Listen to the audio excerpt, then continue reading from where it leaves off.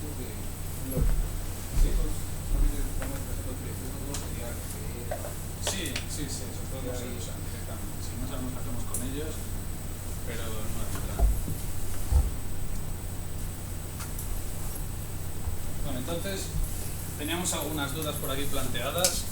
Lo primero decíamos que si incluíamos un perfil de producción eólica, que qué pasaba con los costes totales. ¿Qué pasaba con los costes totales? Disminuyen, ¿no? Eso está claro. ¿Y qué pasa con los costes marginales? También. ¿Aumenta? Bajan o, bueno, podrían mantenerse iguales, ¿no? Sí, o sea, vas a desplazar hacia arriba las tecnologías, si hay un cambio de tecnología, pues bajas el coste marginal, pero si no, bueno, eso es, ¿no? Vale, entonces, de hecho esta discusión está en nuestro país, donde tenemos una curva de generación, donde hay nuclear, y luego hay muchísimos ciclos fomílicos, muchos, 25 gigas de ciclos fomílicos. Y luego ya hay algún grupo más caro, carbones y demás. Entonces, vamos a imaginarnos que la demanda es inelástica, es un valor fijo y es igual a esto. Estamos ya casando un mercado. Entonces lo veremos mañana el tema del mercado. Y con que veamos el centralizado es más que suficiente.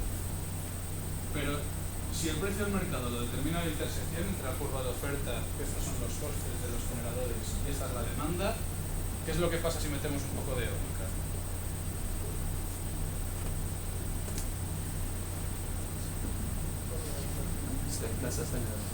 Hay dos formas, una es la demanda neta, hacer esto para acá, otra alternativa es meter la eólica por aquí, para lo que es lo normal. Entonces, suele ser más habitual cuando es con ofertas el desplazar la eólica. Pero bueno, es exactamente lo mismo. En la oferta de aquí la eólica, tenemos la curva desplazada. Entonces, ¿qué pasa con los precios? Prácticamente sí. Prácticamente se mantiene. Habitualmente, cuando se habla de que meter eólica en el sistema baja los precios, sin considerar costes de arranque, luego vamos a ir complicando la cosa, pero en este esquema tan sencillito, lo que se está suponiendo siempre es que la curva de generación es una cosa que tiene esta forma. Y esta es la demanda, y entonces, claro, si metemos por aquí un poco de eólica, lo que pasa es esto. Entonces el precio ha bajado. Pero esto no es siempre la situación que hay. Y en el caso que tenemos nosotros aquí, que es muy monotecnología, en el medio rango, pues pasan estas cosas. Pasa que tú metes eólica, pero en el fondo el punto de corte sigue siendo el mismo. Una pregunta, Pablo. ¿Sí? El ejemplo de la hidro que hicimos hace un momento. ¿Sí? Ya estaba el parque. De la hidro. Sí, ya estaba el parque y entonces tú querías definir dónde entraba la hidro, ¿no? Si Al reemplazabas- revés, estaba definida la hidro que había y queríamos definir el parque una vez que estaba definida la hidro. Ahora veremos en breve despachos de hidros simples, pero sin considerar la inversión. Este era un caso un poco rebuscado, muy raro, de decir, mira, tienes esta hidro y el resto lo tienes que diseñar tú. Tienes que diseñar cuánta nuclear quieres, cuánto carbón quieres y cuánto fuel quieres. Claro, digamos que son 4 tecnologías diferentes, incluyendo la hidro que entraba para ver dónde. Eso es. Eso es, En pero este último ejemplo que pusimos sobre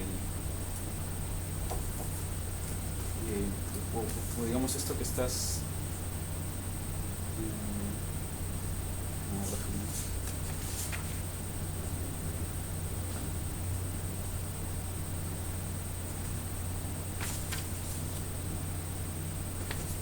ya se me fue la idea. vale, luego si te acuerdas. Bueno, entonces ahora, una de las primeras preguntas con trampa.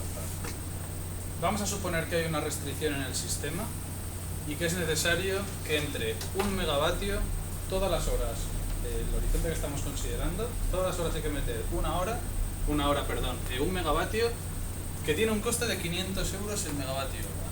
Esto es por restricciones de red. Directamente hay uno de los grupos que tiene que producir 1 megavatio en todas las horas. Entonces la primera pregunta es, ¿qué pasa con los costes totales?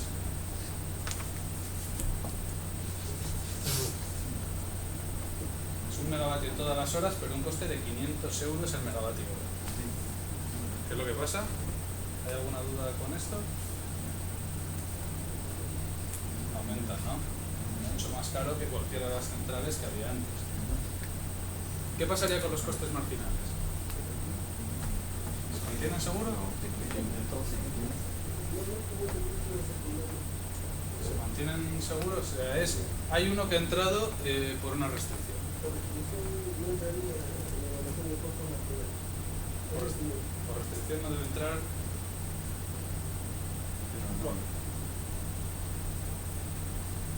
¿Qué pensáis? Hay uno que dice que no aumentan, otro que dice que 500. ¿Qué os parece más razonable de las dos? Entrar tiene que entrar porque son órdenes del Supremo, hay una exigencia. Pues en todas las horas entra esta central. Entonces, ¿cuáles son los marginal? ¿No es el marginal? Eso sería el marginal. ¿Por qué? Porque va a entrar de todas maneras y es el más caro. Es el más caro. Son todas las horas. No, pero está fuera del orden de despacho, costo variable. No, pero te dice que tiene que despachar. Es como el caso de la mina de carbón, que dice que tiene que funcionar todo el tiempo. Sí, Igual va a entrar, aunque sea más caro. Aunque sea una hora, va a Entonces, entrar. la pregunta es, insistí al principio, ¿cómo se define el coste marginal? ¿Cuál es el coste marginal? El costo de producir una unidad más. El coste de producir una unidad más. Entonces, una vez que hemos metido si producimos una unidad más, Baja. ¿cuál es el coste de esa unidad más que se produce? La siguiente que es el que más baja. Realmente, si metemos aquí abajo un megavatio de 500 euros el megavatio hora y empezamos a despachar el resto, ¿qué tendríamos? Pues que aquí un megavatio más se da con quién, con la nuclear. Aquí con la tecnología C1, aquí con el fuel y aquí con la tecnología C2. A esto me refería antes cuando os decía, y esto es muy importante este concepto, el coste marginal no es el coste de la unidad más cara. El coste marginal es el coste de satisfacer una unidad más de demanda. Ok, pero en un efecto práctico, ¿Sí? Si tú tuvieras que programarla, ¿dónde la programarías? ¿En base? ¿Hasta abajo? ¿O la programarías con que sean los últimos usuarios que Ahora las que paguen esos 500? Vale, entonces te devuelvo la pregunta. Si tienes que producir en 5 horas, ¿qué diferencia hay donde la programas? Aquí, o sea, lo que pasa normalmente tienes prioridades de atención. Pero quiero decir que si tú tienes 5 horas, ¿qué más da que la despaches aquí a que la despaches ahí? O sea, en el fondo está produciendo en todas las horas ese megavatio hora. Y en todos los casos, aunque lo hayas puesto al final del todo, o sea, si tú pones aquí toda la nuclear y aquí ese megavatio caro, si ahora tienes una demanda aquí más de un megavatio, ¿con quién lo produces? Con la nuclear. O sea, el orden realmente no importa. Estamos haciendo una pregunta que es importante. Esta parte de aquí la tenéis clara, ¿no? El despacho este de aquí. Está claro. Entonces, la pregunta que estábamos haciendo es, si por restricciones entra un grupo aquí en todas las horas y tiene que producir un megavatio en todas las horas, de la hora 1 a la 5, y cuesta 500 megavatios hora, el variable, o sea, es el más alto con diferencia, ¿cuál sería el coste marginal del sistema en cada una de estas horas?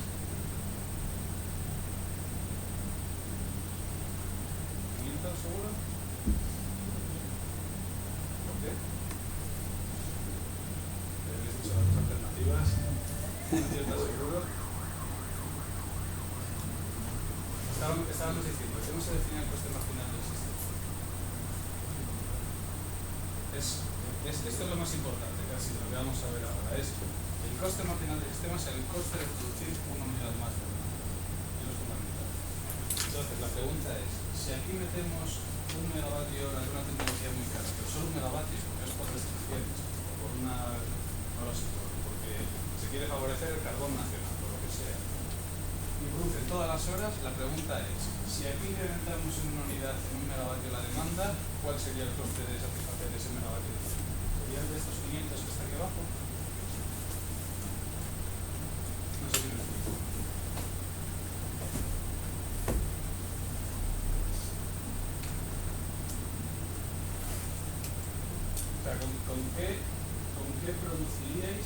este megavatio adicional. Una vez que ya está hecho el despacho, es tu parte de la situación con el despacho hecho, tienes aquí esta línea de aquí abajo, imagínate la de color verde, que es una tecnología que cuesta 500 dólares el megavatio hora, y de repente nos planteamos que aquí hay una unidad de demanda adicional. ¿Se lo ves claro? O sea, eso es lo fundamental, es el error típico que hemos cometido todos cuando se nos habla de coste marginal. Yo primero, el coste marginal no es el coste de la unidad más cara, es el coste con el que se satisface una unidad más de demanda. Ese concepto es muy importante. Entonces, aquí realmente, si metemos un megavatio hora más de esta central tan cara por restricciones, no cambiarían los costes marginales del sistema. Aquí sigue siendo el mismo. Si fuera una unidad de 16 megavatios en el primer bloque, Si fuera una unidad de 16 megavatios en el primer bloque. sí, digamos, esa unidad que está restringida, ¿qué pasa aquí? ¿Qué implicaría el costo marginal? Esa unidad que está... 16 es hasta aquí, es que no Si fuera una unidad de 16 megas, que bueno, está despachando, digamos, en esa condición, Sí, obligada, sí. podría dar un megavatio adicional. Podría dar un megavatio adicional. Ese sería el costo marginal, a pesar de que, Sí, sí, sí.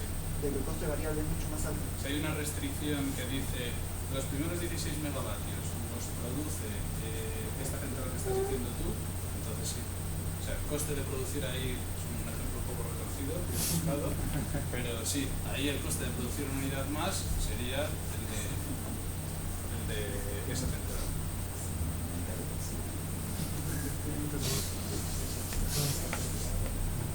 Bueno, entonces estábamos viendo.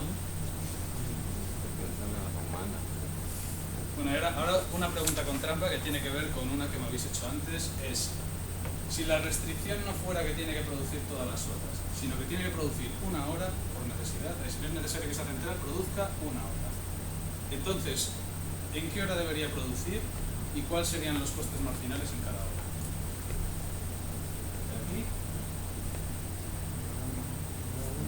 Aquí tenemos que decidir en una hora un cuadradito que produzca una central de 500 euros el megavatio hora. ¿En la hora 1? ¿En la 1 o en la 4? Entrar aquí. ¿Por qué?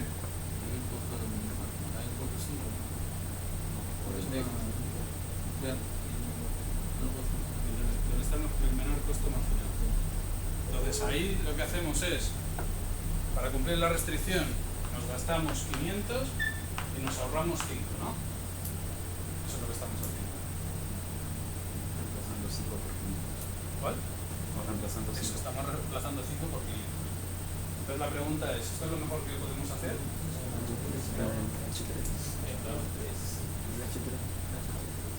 veis claro? Es más caro. De repente, si en vez de todas las horas, aquí sí que importaría lo de dónde colocarlo. En el otro no, porque eran todas las horas, y realmente el que está arriba abajo da igual. Pero si solo es en una hora, la mejor solución es meterlo aquí. Nos ahorramos los costes del fuel, que no me acuerdo cuántos eran, 100, eso, y cuesta 500. Y ahora la pregunta es, ¿cuáles son los costes marginales en cada hora? ¿El mismo? Depende de lo coloques. Depende de... Donde lo colocas. Si lo colocas ahí, solamente para H3 cambia. Sí, igual, o sea, bueno. yo mi pregunta es porque es verdad que es fácil hacerse un lío, pero ¿qué diferencia hay de que lo pongamos aquí, de que lo pongamos aquí, de que lo pongamos de cara al... Quiero decir, siempre y cuando quitemos un fuel. O sea, yo quito un fuel y ahora ya el de 500 megavatios, el de 500 dólares el megavatio lo puedo poner en el... Y está claro que los costes marginales son los mismos. Va estando ya bastante claro el concepto.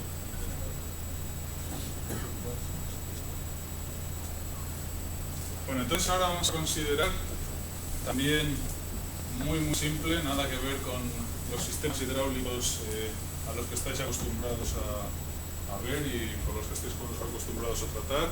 Vamos a hacer un unit commitment muy simple, donde las centrales térmicas se representan por los costes variables, como lo hemos estado haciendo hasta ahora, y tenemos más agua. Y tenemos agua en esta forma. Tenemos una central que es capaz de dar 10 megavatios en una hora, o sea, es capaz de cubrir 10 ladrillos en la misma hora, de esos que tenemos ahí dibujados, y hay una energía de 11 megavatios hora. Es decir, que en total la cantidad de cuadrados que se pueden rellenar son 11. Entonces la pregunta es, y para eso está bien que volvéis a ver las plantillitas estas, para terminar de cerrar este concepto importante. ¿Cuál sería el despacho de mínimo coste y el coste marginal en agua? ¿Cómo despacharíais este agua?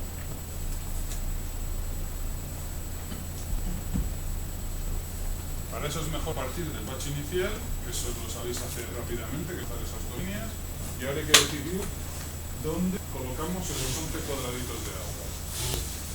Sabiendo que la hidráulica, dos restricciones, una que es potencia máxima con 10 megavatios en una hora y la otra es que 11 megavatios como máximo durante ese día.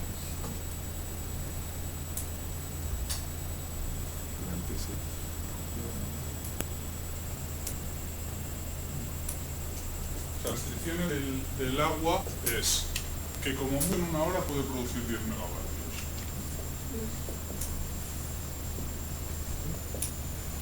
Solo 11 megavatios hora. Os recomiendo que intentéis hacerlo sin pasar la página de los apuntes porque está ahí, pero estaría bien que lo haces para que...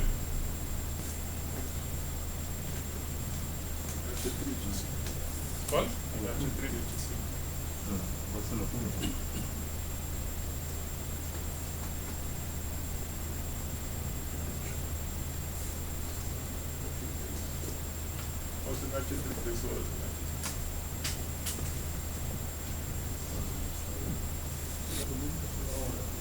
Cada columna ahora sí.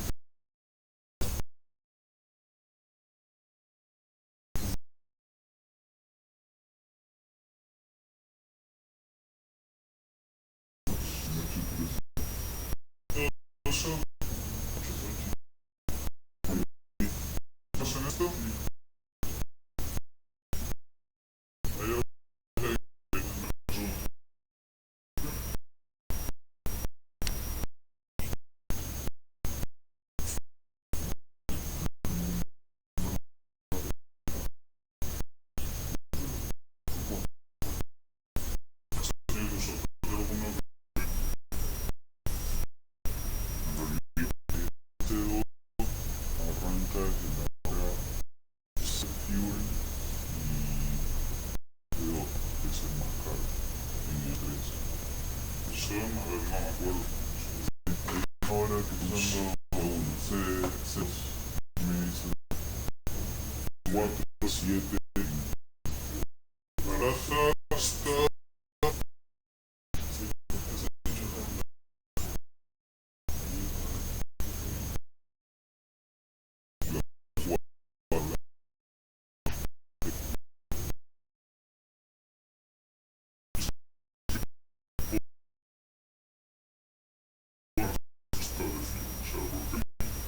diciendo, el coste marginal de satisfacer una necesidad de demanda. Y obviamente es el coste de marginal de haber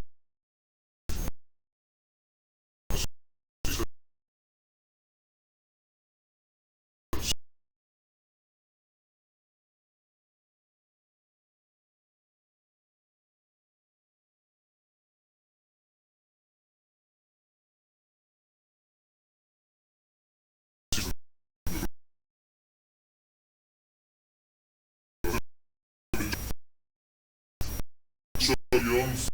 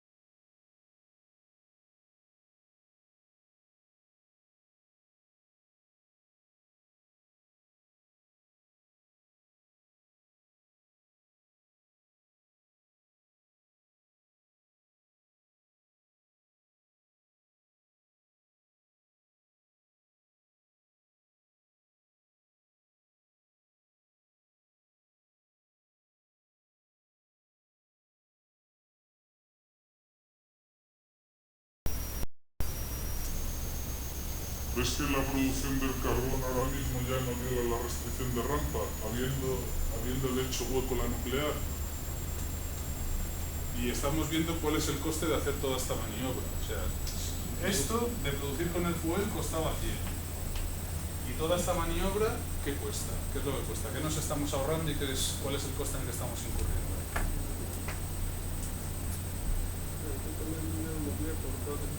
Eso es. ¿Y cuánto costaba una nuclear? 6. O sea, que me gasto 2 de carbón, que son 18 por 2, y me ahorro una nuclear, con lo cual 30. Entonces estábamos hablando de 100 y ahora de 30, con lo cual el cambio que habría que hacer sería este. Entonces, marginalmente, cuando empiezas a meter restricciones, en estas ya cuesta verlo, pero en un programa de optimización de GAMS, donde hay 100.000 restricciones que están activas, mover un poquitín la demanda es una auténtica locura. Si hay muchas restricciones, puede ser, no, la restricción de que había alguien que tenía que producir necesariamente se desplaza de aquí a aquí, pero entonces el bombeo que estaba abriendo hueco por aquí tiene que abrir por acá, pero claro, había una restricción de rampa, entonces juegas un número y dices, ¿esto de dónde ha salido? Este precio del mercado, ¿de dónde ha salido? Si se calculara así. Entonces pueden ser cosas muy complicadas. En general, al final se van a parecer mucho a los costes variables, por lo general. Estas son cosas retorcidas. Lo más parecido, lo más normal es ver que los precios se parecen, que los costes marginales representan un coste variable. Pero es importante saber que pueden pasar cosas de estas. Cuando hay restricciones, una unidad más de demanda puede complicar todo mucho. Puedo borrar esto, ¿no? Sí, una consulta. Sí. En la segunda hora el costo marginal seguiría siendo 18. ¿En qué segunda hora? O sea, el 30 Es que- el 30 que El 30 es el coste que tú marginal. ahorrarías. El 30 es el coste marginal, porque es que lo que estás mirando ahora es este despacho. Estás diciendo, ¿cuál es el coste marginal aquí? Pero es que este no es el despacho. El despacho es este. Esto es lo que tú tienes que mirar. Y lo que tienes que mirar es cuál es el coste que te supone dar una unidad más de demanda. Entonces, pero tu referencia es esta. Yo estoy mirando esto. Y si ahora meto un fuel más, ¿qué me ha costado? Pues un fuel más. Yo estoy mirando esto. Si ahora mismo permito a la nuclear bajar la carga en la primera hora e incrementarla en la segunda, que es lo que vamos a hacer, entonces fijándome en esto, tengo que ver cuánto me cuesta satisfacer esta unidad más. ¿Y cuánto me ha costado? Yo miro primero esta foto y luego miro esta. ¿Qué es lo que te ha costado? Te ha costado que te ahorras una nuclear, metes un carbón, pero tu referencia es esta. Es el coste de esta menos el coste de esta. ¿Y qué diferencias hay entre esta y esta? Es el coste incremental. No me estoy explicando. Lo que pasa es que no sé si 30 es el coste marginal o la diferencia de los 100 menos los 30 que estás ahorrando. Ah, no, 30 es el coste marginal. Que es este coste menos este coste. Ese es el coste incremental. El coste incremental, que claro, es que el problema es que cuando sumas un cuadradito y metes una tecnología en ese cuadradito, el coste incremental es muy fácil de ver. Pero cuando tienes que hacer operaciones, pues tienes que ver cómo ha variado de aquí a aquí. Claro, lo que dices es, bueno, todas estas que son iguales no las tengo en cuenta, tengo que ver qué variaciones hay. Es el costo incremental de la diferencia entre los dos escenarios. Eso es el coste de abastecer una unidad más de demanda. Claro, porque la realidad no es que vaya de una hora a otra Claro. hora vaya a cambiar las restricciones. Claro. O sea, tú tienes esta como referencia y es, ¿qué pasaría incrementalmente? ¿Sí? ¿Seguro?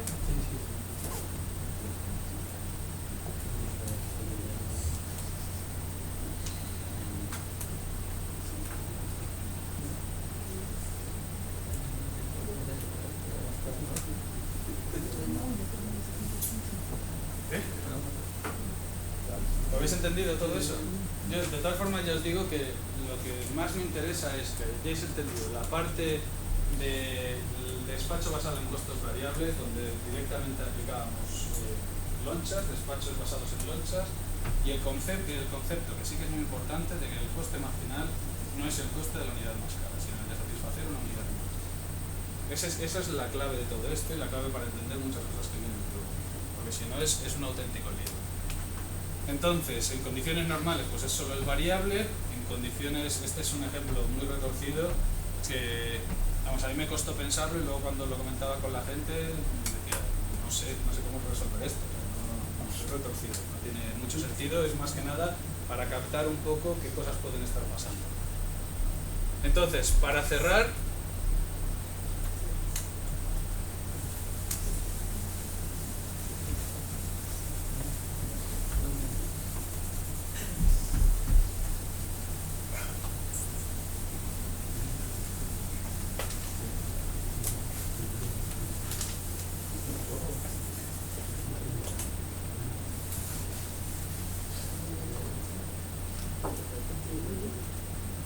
bueno, el último caso que vamos a ver, que mañana veremos algo más, pero a modo de introducción, es qué es lo que ocurre cuando tenemos una red de transporte. Hasta ahora hemos dicho que el coste marginal se define en cada una de las horas, ¿no? Tenemos el coste marginal por cada una de las horas. Cuando tenemos red de transporte, los costes marginales se definen para cada una de las horas y para cada uno de los nodos, para cada uno de los nodos del sistema. Y la definición, ¿cuál creéis que es? El coste marginal de una hora en un...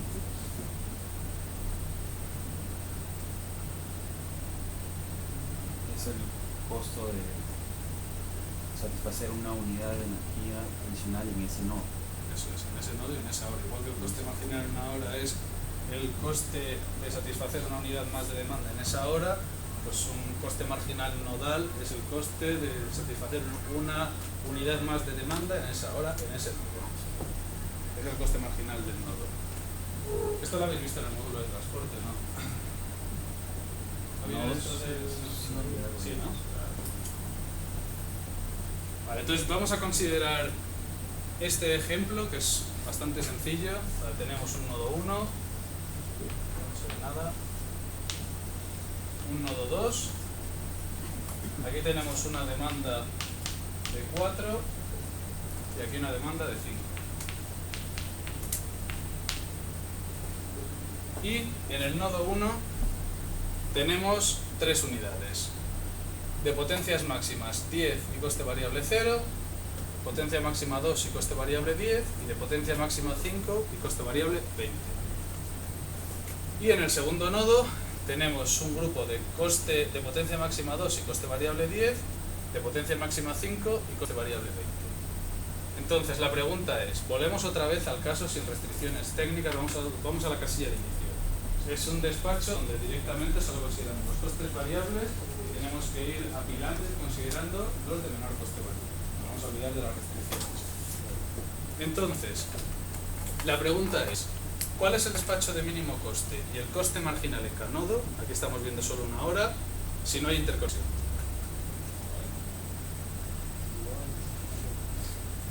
Es decir, aquí tachamos y esto no existe.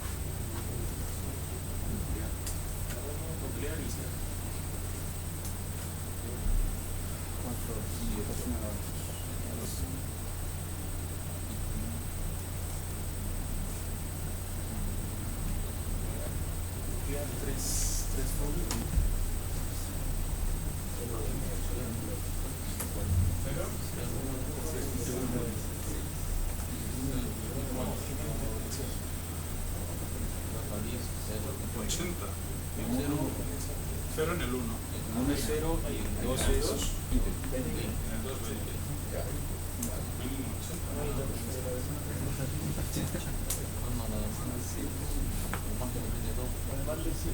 La demanda es 5, pero no es que están de costes totales o de costes nacionales. Coste total, vale. Coste total. Eso es. Coste marginal sería 20. Ahora, vamos a considerar que la interconexión tiene capacidad infinita. Es decir, que puede ir todo lo que se produzca en un nodo al otro o viceversa. Entonces, ¿cuál sería el coste total y el coste marginal en cada hora? ¿Coste total? Sí. ¿Y coste marginal?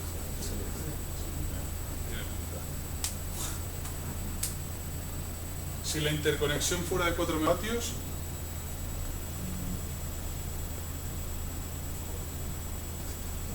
¿Cuál sería el coste marginal en la primera? Cero. ¿Cero?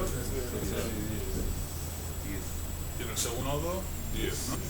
Vale. Y por último, si la interconexión es de 2 megavatios,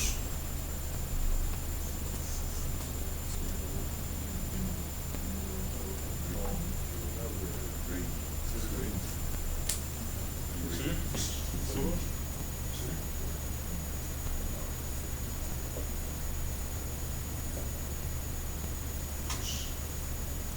Rematar. Esto es la pinta que tiene un unit treatment muy sencillito cuando se tiene en cuenta la fricción. Esto es un unit treatment muy sencillito con un agua modada muy sencillita, no voy a entrar en detalles, tampoco tiene ni sentido. Lo que estábamos haciendo es de tener en cuenta rampas y demás, se resuelve por medio de un tema que tiene esta pinta, donde se imitan los gestos totales de evolución y es suma pues todas estas variables. Por lo cual, esto es lo que yo por mi parte os quería por hoy. Si tenéis alguna duda o hay alguna parte que ha quedado menos clara,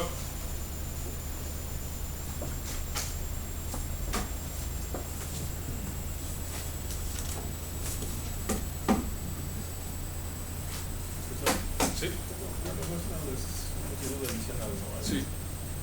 Viendo toda esta parte económica del sistema, acá en España, ¿cómo hacen? ¿Hay algún tipo de planificación para la generación o está libre al mercado? O sea, analizando económicamente, si es operado solo por el mercado, a ellos no les convendría que entre generación barata, ¿no? Porque bajaría el coste marginal. Entonces, ¿cómo se toman esto? Pues aquí en teoría la entrada es la que provee el mercado. Aquí lo que pasó, es una cosa un poco rara, es que en algún momento entre el 2000 y 2007 las grandes empresas decidieron que hacer ciclos combinados era una buenísima idea, entonces empezaron a hacer ciclos combinados sin control y ahora mismo tenemos mucha sobrecapacidad en ciclos combinados.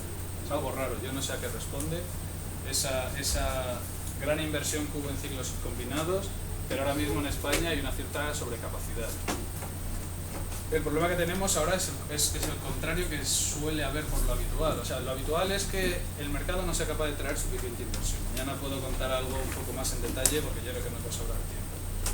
Pero en España, en teoría, el mercado ha traído más inversión, pero que con los precios que resultan, por lo que estás comentando, han venido tantas que los precios bajan, no hay horas de escasez, no hay precios altos y no recuperan inversión.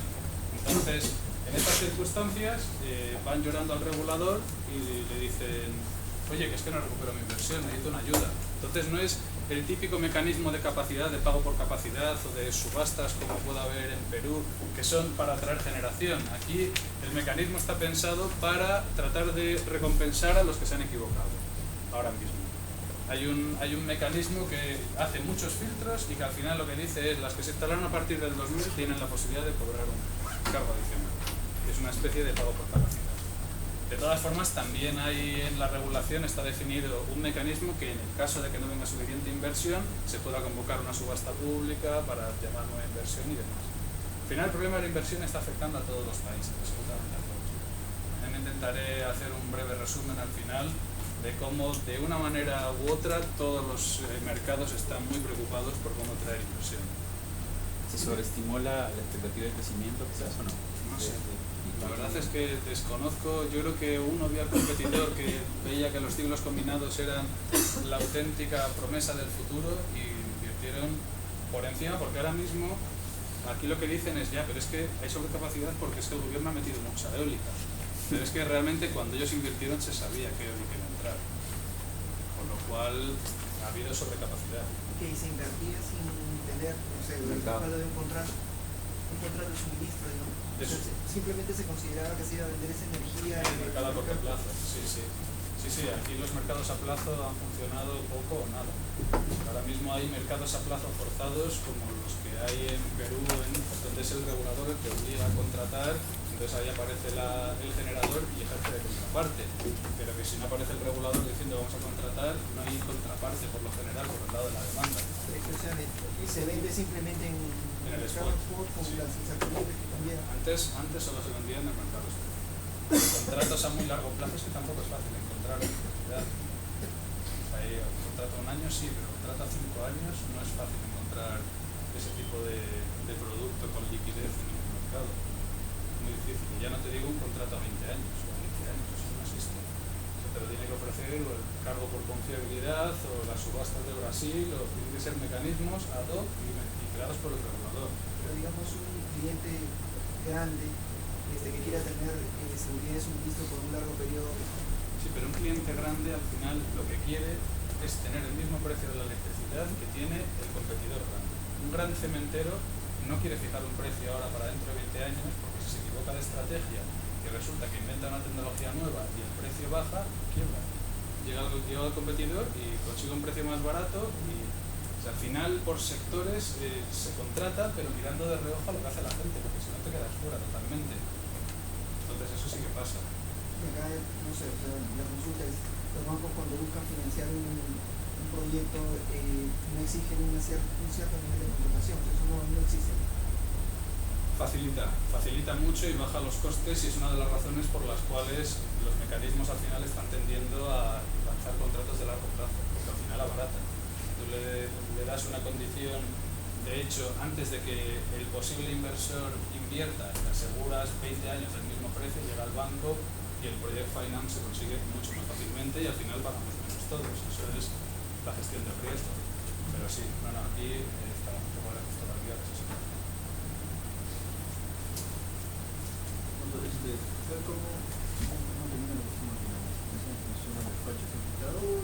Aquí lo que tenemos es, mañana lo podemos ver, aquí lo que tenemos es una subasta así. Básicamente se ofertan tramos de precio-cantidad con algunas restricciones adicionales, pero en esencia son tramos de precio-cantidad y donde corta el precio de la hora. Eso lo calculan el día antes, los mercados de día antes. Luego hay mercados más cercanos al tiempo real, pero que la liquidez va siendo cada vez más pequeña. ¿Y esas diferencias entre lo real ejecutado y el día anterior? Esas diferencias existen, pero lógicamente si el mercado funcionara bien el día anterior representa la expectativa con criterios de aversión al riesgo y demás de lo que va a pasar al día Y siguiente. esos deltas los paga la demanda, esa diferencia. No, realmente la demanda contrata una parte muy grande a lo mejor o las distribuidoras o las comercializadoras compran una parte muy grande en el day ahead, por lo cual ya ese precio está fijado y los pequeños ajustes en el intradiario que pueden ser más caros, entonces pagan por ese pequeño desajuste lo que todos pagan luego. Pero gran parte de la posición la han fijado. Y gran parte de la posición la han fijado con subastas que se celebran cada 3 meses aquí, que se celebran para estabilizar el precio de la tarifa. Hay una parte que tienen que tener contratada obligada por el precio. Mañana podemos ver un poco más de detalle de eso.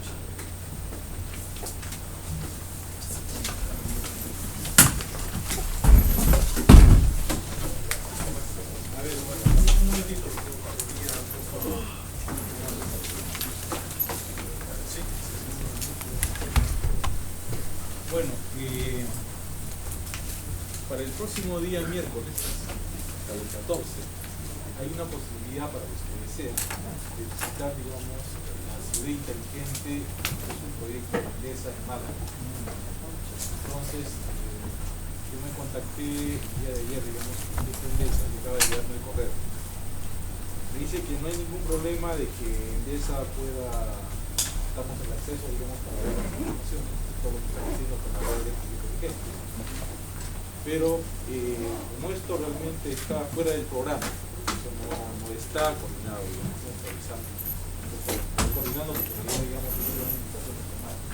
Ya que todos están ustedes acá, yo quería enviar esa información por ustedes. Entonces me han dicho que sí, sí se puede. Entonces, no sé quién es el delegado acá y quién tiene correo.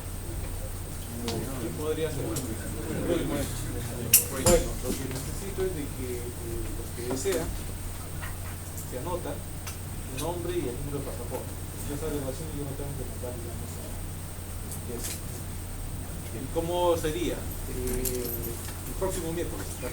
Ah, el 14. El 14 realmente es un día que entiendo que tiene libre todo el día, a excepción, digamos, de que parece una prueba al final de la tarde. Tendría que compensar, digamos, para que se le programe esa prueba. Entonces, la idea es de que estaría saliendo el día miércoles 14 en la mañana, no sé si a las 7 de la mañana o 7:30, que es un par de horas, así está en Málaga. No está todo el día, hacemos la visita, digamos, nos van a mostrar realmente el medidor inteligente, el auto eléctrico, digamos, un poco explicarnos cómo funciona todo el sistema, qué es lo que está haciendo eso en todo el sistema, porque esta es la tecnología punta, es lo que se entiende de que nosotros en Perú estamos estudiando recién para implantarlo en estos próximos 10 años. Entonces es una bonita oportunidad, digamos, de aprovechar con su estadía y la visita para poder ir a ver eso. Entonces, bueno, la idea es de que podemos viajar, bueno, los de empresa me están diciendo que se puede viajar en el AVE, rápido. Estaba viendo en internet más o menos los precios, pero no tengo exactamente el precio, pero creo que está alrededor de unos $45. Sería bueno que lo averigüe. Pero también me están